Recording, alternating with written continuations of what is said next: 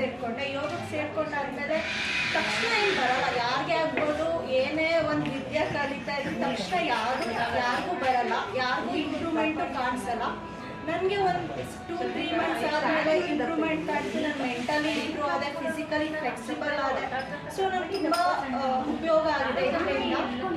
But ಮತ್ತೆ ಏನಂದರೆ ಇವಾಗ ಸೇರ್ಕೊಳ್ಳೋರು ಏನು ಮಾಡ್ತಾರೆ, ಅಯ್ಯೋ 1 ತಿಂಗಳು ಏನೂ ಆಗ್ತಿಲ್ಲ, ಇದು ಮಾಡ್ತಿಲ್ಲ ಅಂತ ಅನ್ಕೋತಾರೆ. ಬಟ್ ಯಾರಿಗೂ ಅವ್ನು ಬರೋದಿಲ್ಲ, ಸಡನ್ನಾಗಿ ಯಾವ ವಿದ್ಯೆನೂ ಬರಲ್ಲ.